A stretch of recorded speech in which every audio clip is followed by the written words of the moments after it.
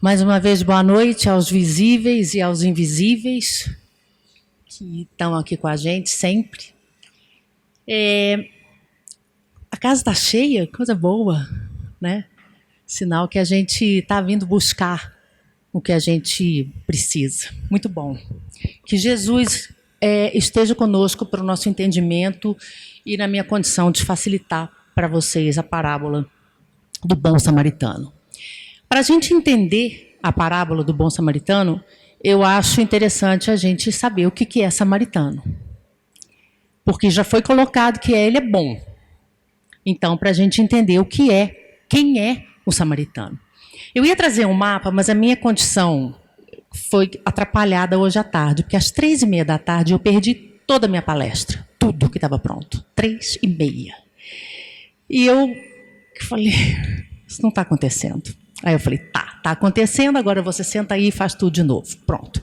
Então foi isso. Então o mapa sumiu, eu podia ter pego de novo na internet, mas eu fiquei muito ansiosa. Confesso a vocês que perder isso foi uma provinha bem legal.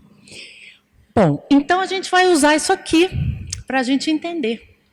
Haviam 12 tribos, chamadas 12 tribos de Judá, que era o povo judeu. E aí, há muitos e muitos anos atrás, houve uma cisão, houve uma separação. E na parte norte ficaram 10 tribos de Judá, cuja capital era a Samaria. Na parte sul ficaram então 2 tribos de Judá, que então teve como capital Jerusalém. Diante desse mapa maravilhoso, podemos continuar. Quem morava no norte, então, eram os samaritanos. E uma cisão, uma separação não acontece, ainda mais vindo todos da mesma árvore, do mesmo tronco, se não houve discussão, se não houve confusão, se não houve uma briga. E por conta dessa separação das 12 tribos de Judá, aconteceu que os samaritanos não gostavam dos judeus e os judeus não gostavam dos samaritanos, mas não era não gostar. Eles não gostavam nada, eles não se falavam e ponto final. E todos os anos, como a gente já conhece, acontecia o advento da Páscoa. E esse advento, esse fato, né, era celebrado pelos judeus. E era sempre em Jerusalém. Então, Jerusalém era uma cidade que, vamos supor, se tinha 10 mil, estou inventando, tá? 10 mil habitantes, ficava assim, lotada na época da Páscoa, porque eles então iam todos para Jerusalém para celebrar, porque nem todo mundo morava em Jerusalém, na capital. E eles entendiam, naquela época, que Deus tinha uns lugares onde ele morava, ou onde ele aparecia, Deus, tá? Era um entendimento que se tinha na época, que tinha os dias sagrados, e que tinha lugares para aparecer. Então, eles iam para esse monte e faziam, então, tudo acontecer lá, geograficamente, o monte. E, se eu não me engano, era o Monte Sião, mas eu vou ficar calada porque depois não é, porque tem o outro que os samaritanos também visitavam. E o que acontecia? Eles iam para essa festa. Então, quando vocês virem essa palestra, essa parábola em outro lugar, vocês vão ver assim, estava descendo o sacerdote, estava descendo o levita, porque é como uma serra. Você sobe, vai lá no morro, no monte, faz a sua celebração, participa da festa e desce. Tá? Só para ficar mais claro. Então, Jesus estava em Jericó, que era mais ou menos no meio do caminho, distante, cerca de 30 quilômetros de Jerusalém, longe, à beça, numa estrada só de pedra e de areia. Quem teve oportunidade já de ver, um deserto de pedra. E eles teriam que andar 30 quilômetros com aquelas super sandalinhas que eles usavam quando não era a pé. E não dava para levar muita coisa, porque era muito longe. E Jesus, então, fala aos discípulos dele que ele quer ir para Jerusalém, mas que ele quer passar pela Samaria, que era um caminho muito mais longe, muito mais difícil e muito mais perigoso. E aí João, que estava liderando os outros discípulos, diz para ele assim, mestre, então vamos fazer o seguinte, eu vou andando na frente para conseguir um lugar para a gente repousar, um lugar para a gente comer alguma coisa e repousar. E lá foi João, então, com os outros. Só que ninguém deu hospedagem para eles.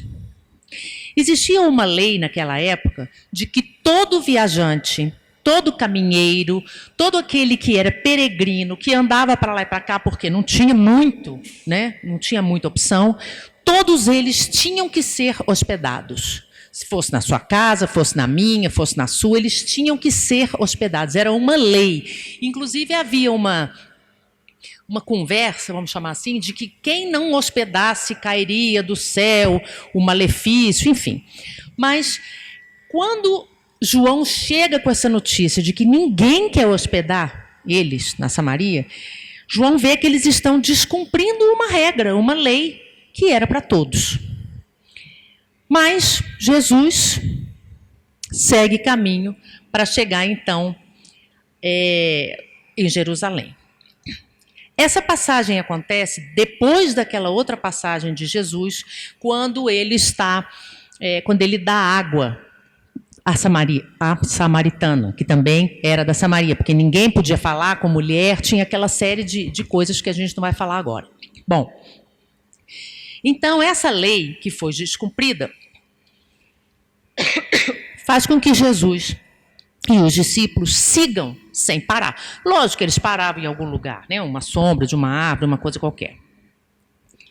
E quando eles chegam a Jerusalém, ainda não falamos nada da parábola do bom samaritano. Então, estou situando para vocês. Quando Jesus estava indo, ele sabia que ele estava indo para a Páscoa, para a celebração da Páscoa. O que ia acontecer na sexta-feira? Ele ia ser crucificado. Ele já sabia disso. Mas ele vai fazendo o que tem que ser feito. E quando ele chega na cidade, a grande recepção dele é um doutor da lei. Daqueles que Paulo foi um doutor da lei, Saulo, né, antes da conversão, foi um doutor da lei. Então era aquela pessoa que tinha um acesso à cultura, que tinha acesso a tudo, estudava mesmo as leis da Torá. A Torá são os 5 livros que os judeus consideram como a lei de Moisés, que está nesses 5 livros que eles chamam de Torá. Então, os doutores da lei eram pessoas com muita capacidade, fosse de inteligência, fosse de aquisição de conhecimento.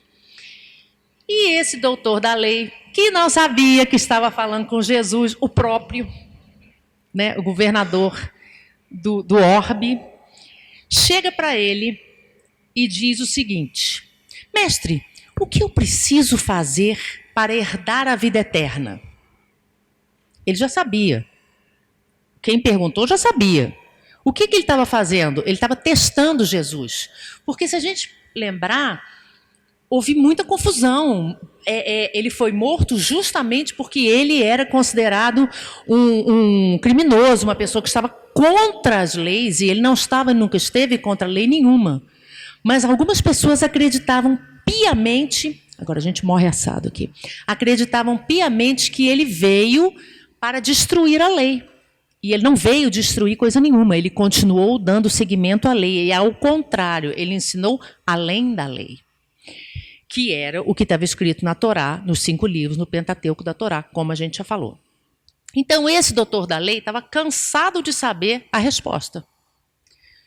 Ele pergunta: o que precisa, mestre, para que eu herde a vida eterna? E Jesus pergunta para ele assim: o que está escrito na lei? Já sabia que ele sabia, lógico, né? E como você lê a lei? Então ele pergunta: o que está escrito? Porque o que está escrito eu posso entender de um jeito, você pode entender do outro.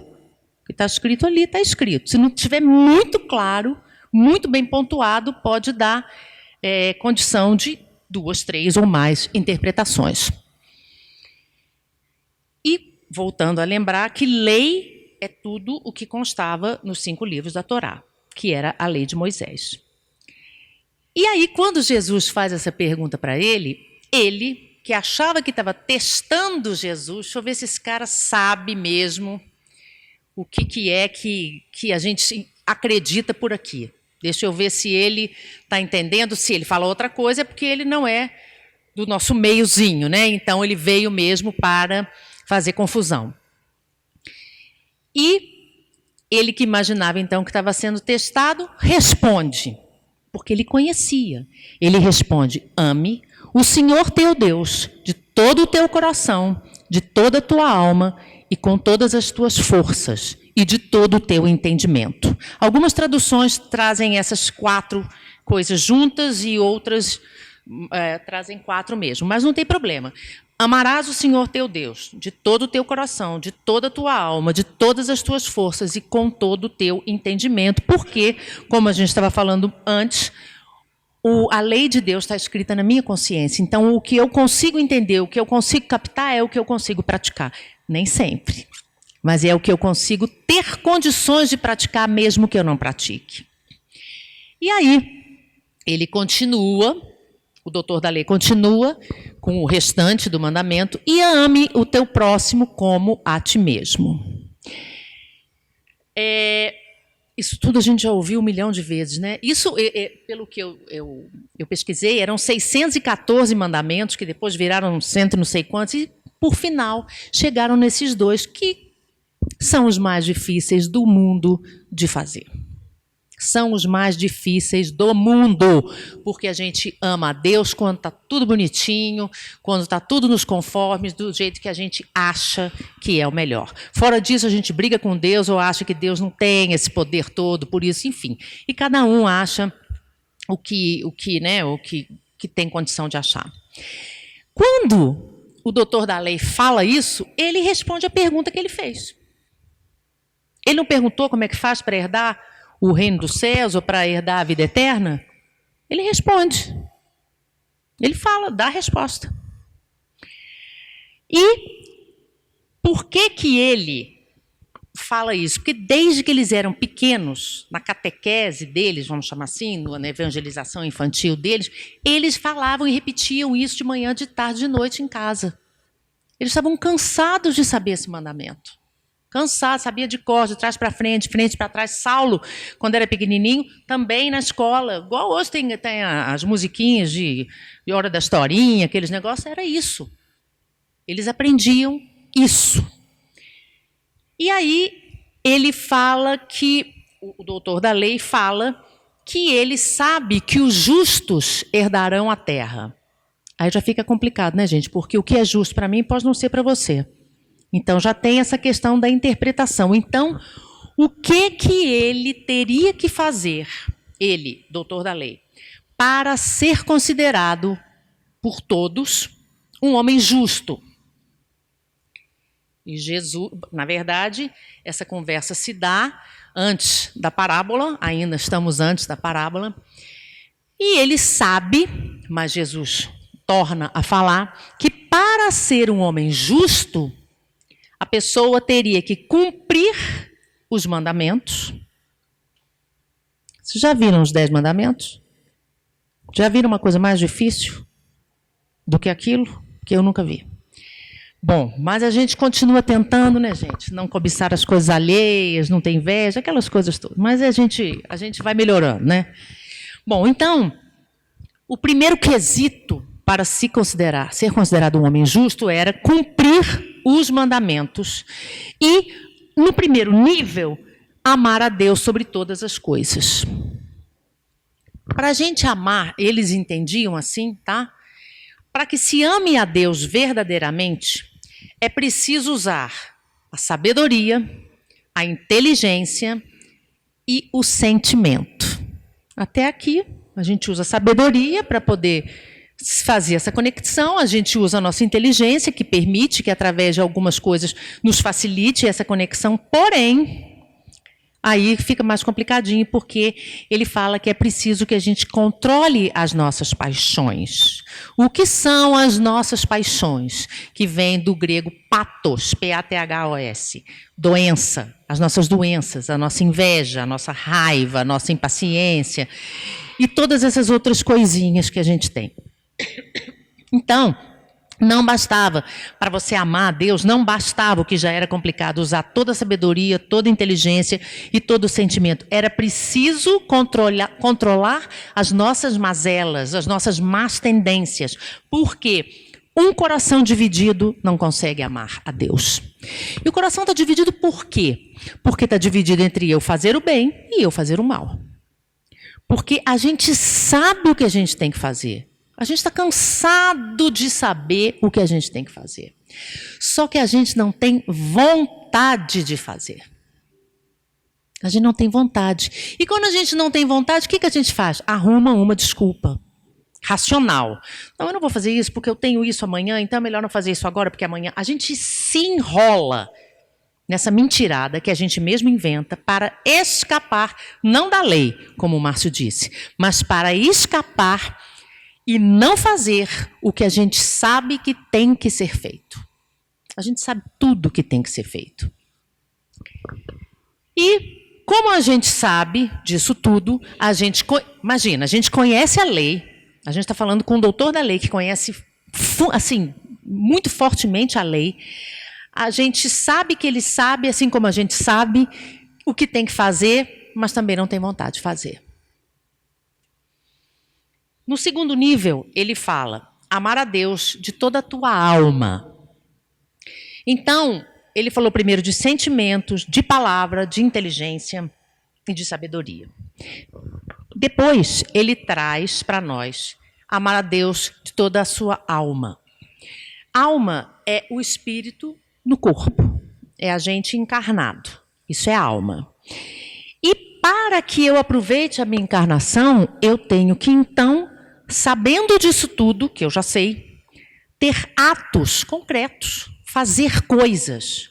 Por isso que naquela época se fazia um monte de coisas. Tinha um monte de rituais que eles obedeciam. Eles faziam sacrifício aqui, sacrifício ali, fazia reza para um, reza para outro. E eles, então, com isso, concretizavam ações. Com a sabedoria que eles tinham, com o conhecimento que eles tinham da Torá, eles precisavam com a alma, ou seja, usando, logicamente que não havia esse conhecimento que eu vou falar agora, usando essa encarnação, usar a alma para fazer o corpo trabalhar no bem. E dessa forma, o espírito também. Então, eles entendiam que amar a Deus com a alma era entregar a Deus atos concretos, atos que eles acreditavam que louvava a Deus. E, num terceiro nível, eles acreditavam em amar a Deus com todas as suas forças, com todas as nossas forças, as tuas forças. Isso significa o seguinte, isso era o entendimento deles naquela época, tá? Que amar a Deus com todas as tuas forças significa força física, força intelectual, força moral, mas, inclusive, com os teus recursos financeiros. O que isso queria dizer? Não é uma força que a gente tem, o recurso financeiro? É uma força. Isso significava que tudo o que se tinha deveria ser usado, tudo que se tinha, em termos financeiros, vamos chamar assim, deveria ser usado para o bem. Desta forma, eu estaria amando a Deus com todas as minhas forças. Que a minha condição financeira, patrimonial, jamais deveria ser usada para o mal. Então, se a gente junta isso tudo, então o que o doutor da lei falou para ele? Isso tudo, respondeu para Jesus. Falou isso tudo. Porque, como a gente já falou, desde pequenininho eles já sabiam disso tudo. Eles aprendiam isso tudo. E aí Jesus, a gente está lembrando que a pergunta era, o que eu faço para herdar a vida eterna? Ou o reino dos céus, ou qualquer coisa desse tipo. E ele pergunta para Jesus e ele dá a resposta. Porque Jesus volta para ele e pergunta, o que está escrito na lei que você acredita e que você me julga capaz de vir aqui mudar? Ele responde. Como você interpreta essa lei? Ele responde. E aí Jesus vira para ele, nada mais restava dizer, e diz, você respondeu corretamente. Está tudo certo. Faça isso e viverás. Porque saber decorado é bonitinho, né? Mas fazer é muito difícil. Muito difícil. Por quê que é muito difícil? Por uma série de questões, mas principalmente porque a gente não quer. Eu costumo dar um exemplo que me segue em várias coisas que eu falo, mas eu acho assim perfeito. Domingo, eu falava que era o Domingão do Faustão, mas não tem mais Domingão do Faustão. Tem outro programa, né, Caldeira? Eu não sei, eu não vejo. Mas tem um programa, um filme que você quer ver, mas no seu lado tem um monte de roupa para você passar. Homem também passa roupa, tá, gente? Então tem aquele monte de roupa da semana inteira que você não passou. Domingo, e você olha para a roupa, você fala, ai, Jesus, não vou ver só um pouquinho do filme que vai passar. Aí você olha para a roupa de novo, não, vou ver só isso aqui, vou só mexer no Instagram um pouco. 5h e a roupa está lá te esperando, olhando para você e falando, você não fez o que você sabia que você devia ter feito. Isso eu estou dando um exemplo bem simplório, que serve para tudo, mas o que vai acontecer com o meu dia? Eu vou ficar irritada, vou começar a achar um monte de desculpas, vou ficar com muita raiva, que eu vou botar em todo mundo, no fulano que me ligou, no filme que era uma porcaria, que eu fui ver e depois não era bom e tal. Mas o problema é meu. Como a gente falou aqui antes, livre-arbítrio. Eu sou livre para decidir e escolher, que eu fiquei vendo o filme a tarde inteira, olhei para 5h, a roupa estava lá. E eu preciso passar essa roupa. Aí eu vou dormir mal, eu não vou ficar bem. E tudo aquilo que eu achei que era prazer durante o dia, evapora. Tudo evapora. Não, eu vou só ali almoçar com fulano, eu vou só ali tomar uma cervejinha. Pode ir com Deus, mas faz o que tem que fazer primeiro. Fica livre da sua obrigação, porque tem obrigação que a gente tem que ficar livre mesmo, porque são chatas, são assim, não são agradáveis. Eu ficar num calor de 80 graus passando roupa não é agradável, mas eu tenho que fazer. Então, o fazer é o mais complicado de tudo, e eu dei um exemplinho só. Nem vou falar do almoço de domingo, que a gente tem que fazer aquela cara de oi, tudo bem? Para poder lidar com as pessoas que a gente não quer lidar, lembrando que a gente está ali porque a gente quer. Mas isso é outra história. E aí, ele continua e fala e pergunta para Jesus, porque ele terminou o mandamento dizendo, e amar ao teu próximo como a ti mesmo. Aí é que mora o perigo. E ele pergunta então, quem é o meu próximo? Porque existia duas vertentes, duas correntes diferentes. Uma que acreditava que o próximo era só o pessoal ali da nossa tribo, uma coisa que a gente acredita também, e mesmo assim é difícil amar. E uma outra tribo de uma pessoa chamada Iléu. Achei isso tão legal, eu não sabia dessa informação. Iléu era avô de Gamaliel. Se vocês lembram de Paulo e Estevão, Gamaliel era o tutor de Paulo e Estevão. De Paulo, quando ele ainda era Saulo. Então, o avô de Gamaliel, que chamava Iléu, dizia o seguinte, não é assim não. Não é só o pessoal que é corintiano, não, que você tem que amar. Não é só a torcida do Galo que você tem que amar, não. Não é só os cruzeirenses que você tem que amar, não. Você tem que amar todo mundo, porque o Pai é um só. Aí fica difícil, né, gente? Como que a gente vai amar as pessoas que a gente não gosta? Amar é um outro nível. Fica como se fosse uma coisa impossível. E essa palavra é uma palavra que sempre que eu tenho oportunidade, eu gosto esse verbo, eu gosto de falar um pouco dele dentro do que eu consigo entender, por favor, tá?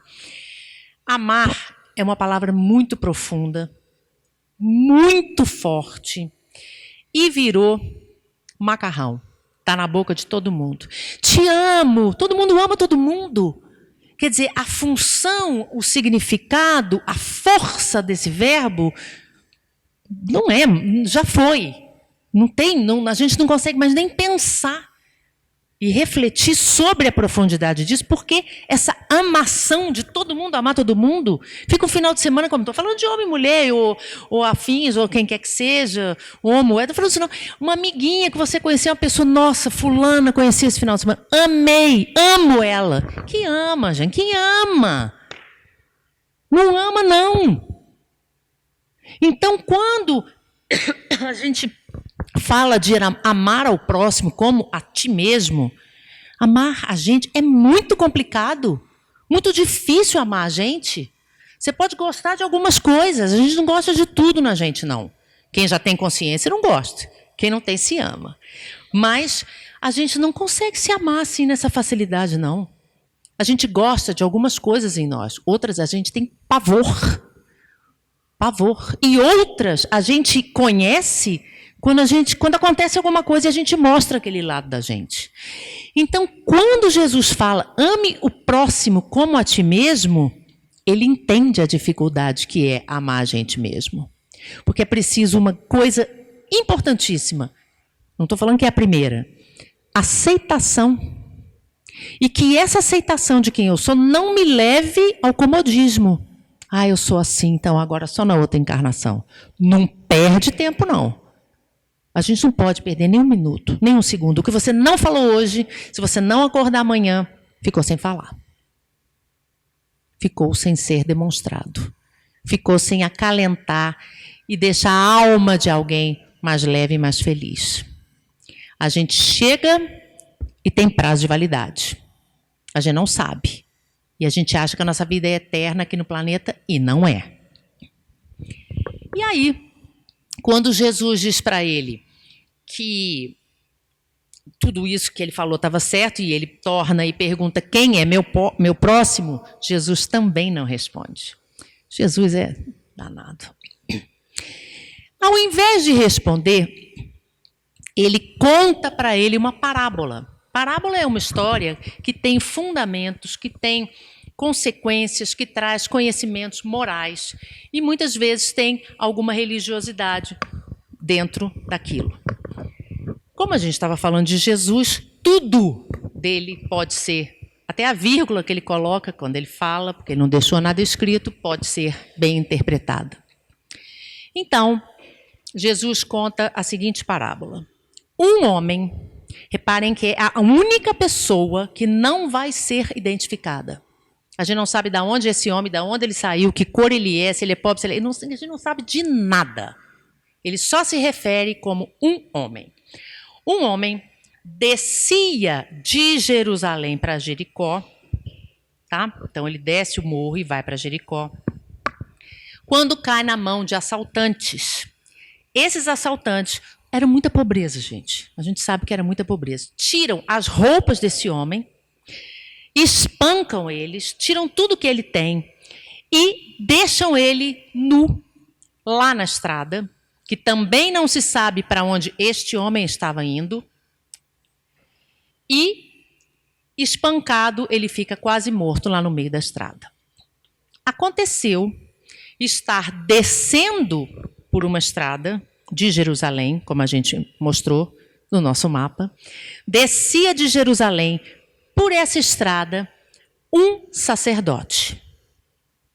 Que sempre que a gente fala sacerdote, a nossa mente se remete a alguém que louva a Deus, mas que também trabalha para que as pessoas se convertam, para que as pessoas conheçam e que tenta ter, como nós, que não somos sacerdotes, mas somos sacerdotes de nós mesmos, tenta ter uma conduta um pouco melhor a cada dia. Isso é o que a gente imagina de um sacerdote. A gente dá até um certo poder a ele, e naquela época dava-se ainda mais, como uma figura divina mesmo, representante de Deus na terra. Então aconteceu de estar descendo esse sacerdote. E esse sacerdote viu o homem e passou para o outro lado. Ignorou. Porém, aqui tem um parênteses que a gente deve colocar, que existia uma lei na época que dizia que os sacerdotes não podiam tocar num cadáver, numa pessoa que estivesse morta. Porque senão a forma dele se purificar era muito, muito complicada, então que eles não tocassem em nenhum morto. Não sei se foi usado isso contra ou a favor, fato é que o sacerdote foi para o outro lado. E continua a parábola, dizendo, descia também de Jerusalém um levita. Levita é um ajudante do sacerdote. E quando chegou ao lugar, ele viu aquela criatura e passou para o outro lado. Importante lembrar aqui que muitas vezes a gente segue pessoas e não as ideias. Isso é muito perigoso. Porque pessoas são falíveis. Jesus não é. Então, se a gente, como teve uma pergunta aqui falando sobre o livre-arbítrio, se eu estou usando bem ou se eu estou usando mal, é só a gente pensar no que Jesus faria. Se estiver muito longe, pode saber que está errado. Então, o que esse levita fez? Ele não era ajudante do sacerdote? O sacerdote não passou direto? Ele não teve dúvida, passou direto também. E, lembrando que eles estavam voltando do templo onde eles foram orar e colocar em prática o que a gente falou, de amar a Deus sobre todas as coisas, com toda a sua sabedoria, com toda a sua condição, com todo o seu entendimento e com toda a sua alma. Mas a alma não chegou aqui, porque não houve ato concreto de nenhum dos dois. Mas um samaritano, lembra o samaritano que mora lá no norte, que eles não gostam dos judeus, os judeus não gostam deles, e é aquela... Bom, deixa isso para depois. Então, desce, ou sobe, ou anda, enfim, não se estabelece nessa parábola onde estava o samaritano, o que ele estava fazendo. Fato é que ele passa e vê essa criatura caída, nua, todo ensanguentado, imundo de terra misturado com sangue, que estava ali no caminho. Quando ele viu, ele se apiedou, ele teve compaixão daquele homem. Então ele tirou o manto dele, enrolou nesse homem, botou esse homem no cavalo dele e foi, porque ele viu que ele não estava morto. O sacerdote nem perdeu o tempo dele. Enfaixou as feridas dele, botou ele no cavalo e levou, então, para uma hospedaria. Quando ele chegou na hospedaria, número 3, o terceiro nível, ele fez tudo. Ele mostrou o amor a Deus pelo conhecimento,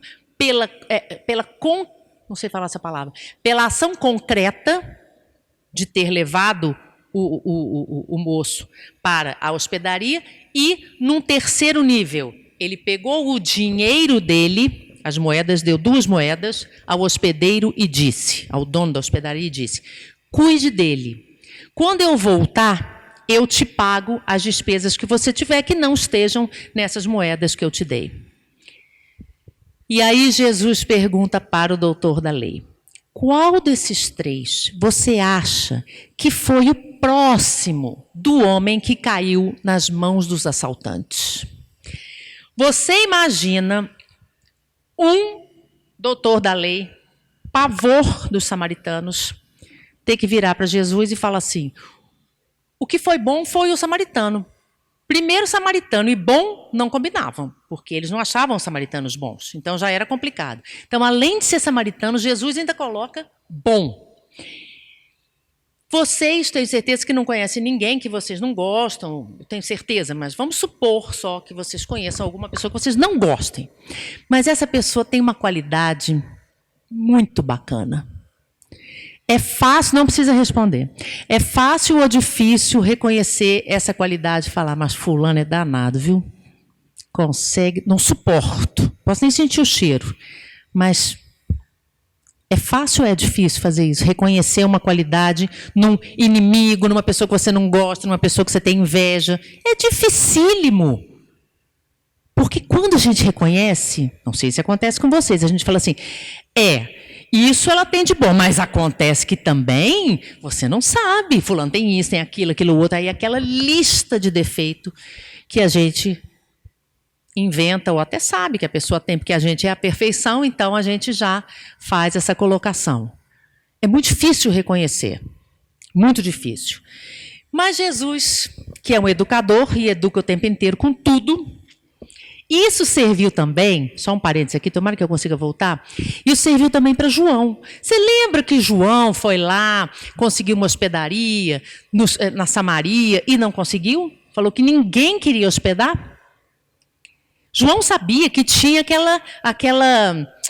aquela coisa maléfica, né, de falar que se você não cumpre a lei de acolher os hospedeiros, os hóspedes ou aqueles que estão peregrinando, cai sobre você um fogo e tal, tal, tal. E quando Jesus fala que o bom foi justamente daquele povo, de todo mundo que negou hospedagem para ele, para os discípulos, ele já está dando uma outra lição, que é a lição do perdão. Para aqueles que participaram desse momento, que foram João e os seus discípulos. E aí, no fim das contas, o nosso doutor da lei responde. Não fala o nome samaritano, Samaria, nada disso. Nem bom, nem mal, nem nada. Ele pergunta então: qual desses três, sacerdote, levita ou samaritano, você acha que foi o mais próximo do homem que estava lá caído porque foi assaltado e caiu nas mãos dos ladrões? E o doutor da lei responde: aquele que teve misericórdia dele. Foi o único que teve misericórdia. E aí, a gente tem que lembrar que nem sempre é preciso apenas ter um bom sentimento para ajudar. Além do bom sentimento, porque o primeiro impulso normalmente é generoso, a gente precisa, além da compaixão, de sentir aquela dor e querer fazer alguma coisa, a gente precisa ter sabedoria, porque muitas vezes a ajuda não é do jeito que a pessoa pede. E também não é do jeito que a gente julgava que podia ser o melhor. E quando ele responde que aquele que teve misericórdia foi o melhor dos três, que era uma coisa óbvia, né? Ele, então, responde também: quem é o próximo? E ele traz para nós uma colocação muito importante, que talvez a gente não pense, não tenha lembrado. E se fosse eu caído ali, nu, inconsciente, imundo, cheio de sangue, tendo todas as minhas posses, não sei se eram muitas ou poucas, porque ninguém fala, sido retiradas de mim, jogado no meio da estrada. Eu vou contar para vocês um caso que aconteceu. Eu estava vindo de Lagoa Santa na sexta-feira e estava com muita polícia, muita coisa, sirene na estrada, e eu me sinto assim bem mal. E tinha aparentemente um andarilho que foi atropelado. Foi tão ruim. Mas isso foi numa estrada, que alguém avisou pelo telefone que a polícia veio. Agora imagina você lá naquela época, nu, sem a sua dignidade. E se fosse eu? E aí, Jesus fala uma coisa muito bacana. Claro que tudo que ele fala é bacana. Que essa proximidade é uma relação que a gente constrói. Porque você pode ter na sua certidão de nascimento o nome do seu pai, o nome da sua mãe, você pode ter 50 irmãos e não ser próximo de nenhum. A proximidade é uma relação que a gente constrói por interesse ou por compaixão. Além de outras coisas, mas assim, primordialmente por esses motivos. Então, é uma ação que transforma você em alguém importante para o seu semelhante. Quantas vezes, gente, que a gente nunca viu na vida, numa conversa, numa coisa, te traz uma palavra, te ajuda de alguma forma. Quantas vezes isso aconteceu? É o bem sendo trazido até nós, não importa por quem. Na verdade, é alguém que está tornando essa relação possível de proximidade porque recebe da espiritualidade alguma coisa para te entregar, pelo seu merecimento. E que se faz instrumento, se aceita como instrumento para fazer aquilo. E muitas vezes a pessoa chega para você e fala assim: nossa, você me ajudou tanto naquele dia. E você começa a pensar, O que foi que eu falei? Ah, que bom! Você não tem a menor ideia do que você falou, porque não foi você que falou. Você foi o instrumento utilizado pela espiritualidade para fornecer para aquela pessoa naquela hora o que ela precisava. Ah, mas e se não fosse eu? Seria outro. Se a pessoa tem merecimento, ela vai receber aquilo que ela está precisando, aquilo que ela está pedindo. Então, eu me transformo no próximo das pessoas porque eu decido. Só por isso. Por uma escolha. Por uma escolha. Muitas vezes, essa proximidade é só do meu lado. A outra pessoa resolve não ser próxima a mim. Eu fiz a minha parte. E isso serve para tudo. Eu fiz a minha parte. Eu fiz o meu caminho. E nesse caminho, eu me dispus a me tornar próximo de alguém. Bom, então, quando o doutor da lei fala essa frase, que aquele que se compadeceu, que teve misericórdia, foi o que fez o que tinha que ser feito. Quem se transforma no próximo? Aquele que exerce a misericórdia e usa com sabedoria e amor a oportunidade, porque a gente tem oportunidade de servir o dia inteiro. Todo dia, toda hora, a gente tem oportunidade de servir. E a gente só não serve porque a gente não quer. E tem uma colocação de Guimarães Rosa, que eu queria terminar com ela, que fala sobre a misericórdia. Misericórdia, segundo Guimarães Rosa, é colocar o coração na miséria dos outros. Na miséria significa na dor, na falta de condição que aquela pessoa está sentindo, está vivendo, até para continuar vivendo. Não é na miséria só financeira, é principalmente na miséria moral. Então, no mundo que a gente tem vivido, que é o reflexo dos nossos anseios, dos nossos medos, da nossa insegurança, e a gente fala, o mundo está pesado, nós estamos muito pesados. Está difícil para você? Arruma um jeito de ajudar alguém. Vai fazer um trabalho numa casa espírita, numa igreja, onde você quiser. Coloca o teu coração na miséria do outro e o teu coração vai ser curado.